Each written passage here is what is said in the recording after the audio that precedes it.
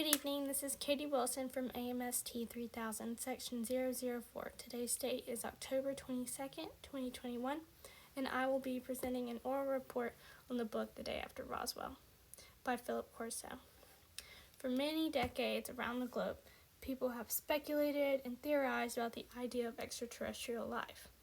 Many people have claimed to witness or have evidence of these so-called aliens or UFOs, but the U.S. government has always seemed to deny their existence, regardless of all the sightings and evidence that has been presented. That being said, the questions still remain. Is extraterrestrial life real? Is it out there? And if so, are extraterrestrial beings a threat to our society? Many investigations have been conducted to find the answer to these questions. However, the memoir, The Day After Roswell, from a member of President Eisenhower's National Security Council, Philip J. Corso, reveals the alleged truth behind extraterrestrial life and its contact with Earth, and how it has affected our world without people even knowing it. Corso was a lieutenant colonel in the U.S. Army who was a leader for the Foreign Technologies Desk in Army Research and Development. Corso worked under Lieutenant General Arthur Trio, who was the director of Army Research and Development. Corso's work there with the government dated all the way back from World War II and the Korean War. Part of his role was to be an intelligence officer and investigator. This is where he reviewed the most classified information in the government. And through this work, he was exposed to true brutalities of war. But the most astonishing thing that he ever did was working on the Roswell incident. And it was the most influential thing of his life too, which is why he wrote The Day After Roswell. The story begins on July 1st, 1947, at an Army space radar for the 509th Air Force in Roswell, New Mexico. The 509th radar, along with some other nearby Army radars, was tracking unknown blimps of these lights that were streaking across the sky. This was really weird to them because you have to remember that these Army bases were out in the middle of nowhere in a desert, nothing around them. And the next few nights, the bases continued to monitor these strange lights that kept appearing. And even some of the locals of Roswell were starting to notice them too. The Army base was really taken back by all of the lights in their private territory, and they suspected that Russian spies were these lights that were over the skies because of this new nuclear base that they had over there. In response to this, they hired military backup to try and help bring down these mysterious aircrafts, but they were failing every time because they just seemed to just disappear. But everything changed on July 4th, 1947. The strange lights came back that night, and they were different and weirder than ever. The lights were pulsating brightly, and once they stopped pulsating, they shot off into the distance and just kind of disappeared for a second. Then it exploded into this bright white fluorescent light that it was beyond words. That was the only way they could describe it. They automatically assumed the strange aircraft had crashed. So all the Army and military and CIC forces raced to this crash site to secure the scene and figure out what it was. Local police and firefighters also raced out to the scene, but they had no idea what they were getting themselves into, nor what they were about to witness. The military got there first and swiftly gathered around this weird circular craft, and they were starting to gather up evidence, but then they noticed the most crazy part about the wreckage. There were life forms there, kind of scattered out around the so-called UFO, and they were nothing like anybody had ever seen before. They were like small, childlike figures with upside-down teardrop-shaped heads and black beady eyes. They were a grayish color. They didn't have any hair. Super skinny. They had 6 fingers but no thumbs. These unknown creatures, some of them were dead, but there was one that was moving around. They began putting the dead ones into body bags or stretchers.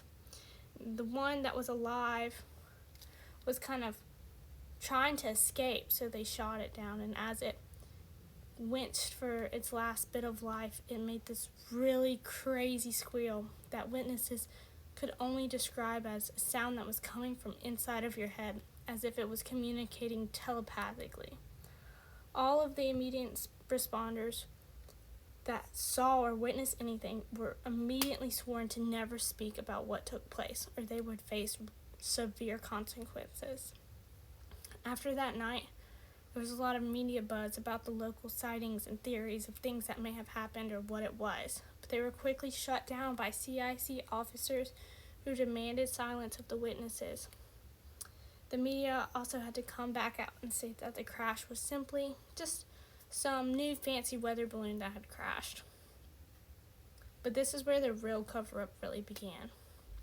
As they got back to the base and they were kind of discovering what exactly they had took from that crash scene, it really started to soak in that this was extraterrestrial life. This was nothing from this earth. The technology was so advanced, the creatures are nothing that we've ever seen before. And General Nathan Twining kind of became the point man in charge of this top secret research and cover-up. Twining and the CIC and Central Intelligence Group Director Roswell Helen Cotter came together to try and convince President Truman of what exactly all went down and just how important it was. They said that we needed a top-notch counterintelligence operation that only a handful of top agents and government officials should be aware of in order to prevent any plans or information that they had recovered from the Roswell crash so it wouldn't be compromised. They also explained to Truman that Soviet spies were hot on their trail and they kind of caught whiff of what might have happened in America. And they would literally do anything to keep the United States from getting a leg up in the Cold War. So they were all over us. They were in the Pentagon. There were spies everywhere. So you had to keep super hush.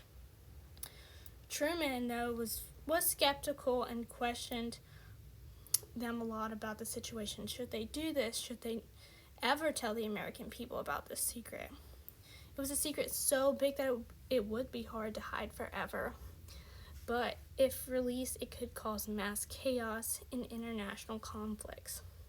After a lot of back and forth, the president finally was convinced, and in mid-September of 1947, a group was officially established. Over the years and even into the 1960s, Corso and Trudeau worked secretly together in the Pentagon to collect, investigate, and cover all the tracks when it came to anything regarding the Roswell case. Everything that was related to it was sent through different channels of the government and Pentagons and labeled as foreign technologies to be sent to the foreign technologies desk, where they covered it up and worked on it in secret. They spent long days working as usual and nights uncovering evidence and doing their research on technological discoveries and who to send it to, who to get it from, all this information that they had gotten from the crash, and ways to keep it all under wraps. Everything sent in from civilians over the years about UFOs, sightings, any kind of evidence related to that was put into this file called the Blue Book, where they kept all the evidence, and they said that they'd look into it, but they never came out with anything publicly about it. They kind of just kept the information to themselves and let the media take over and make any assumptions about the sightings and evidence,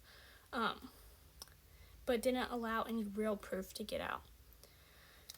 That way, the media could play it off as craziness or it's fake or anything like that. They just wanted it to kind of run its course.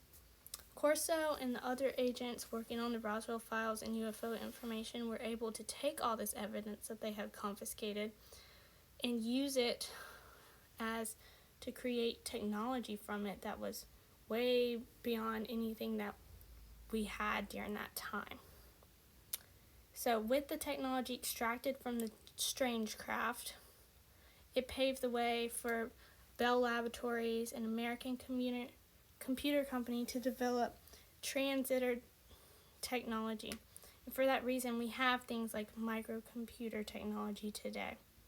which is kind of like probably why we have Wi-Fi, internet, and things like that. It also allowed us to build spacecrafts and lasers and weapons that were essential for the U.S. planetary defense systems that could protect people from extraterrestrial foreign attacks. But it was really oddly timed because all of a sudden, 2 months later, after this weird Roswell crash, we had all this crazy technology that was coming out that we just didn't have before. And one of the last men who had witnessed to any of it was Jack Morton, and he just kind of mysteriously got murdered. But the sad thing is that he probably wasn't the only one, and anybody who knew too much or would possibly say too much would or could meet that same fate. This kind of just showed exactly how serious the Roswell cases were taken, and that's why Corso kept it bottled in so many years and lived this double life. And in reflection, Corso ultimately agreed with the government anyways, because even though it was morally wrong to hide important knowledge from American people, the decision was made during a time that was extremely fragile. It was right after some wars, huge world wars, and there was a constant threat of atomic war, which was a really big deal, and people were already terrified. So the government didn't see how scaring the American people more would benefit their situation in any way. That being said, we also got all the technology advancements from it, and we were able to take this extraterrestrial life and change the way that the government operated and how everyday people lived their lives. While I am a definite believer in what took place in the Roswell during 1947, I do have to side with Corso on this one, because I do believe that after everything that was discovered and kept secret, what was gathered from it was so useful and purposeful that I do believe that things are sometimes just left better unsaid.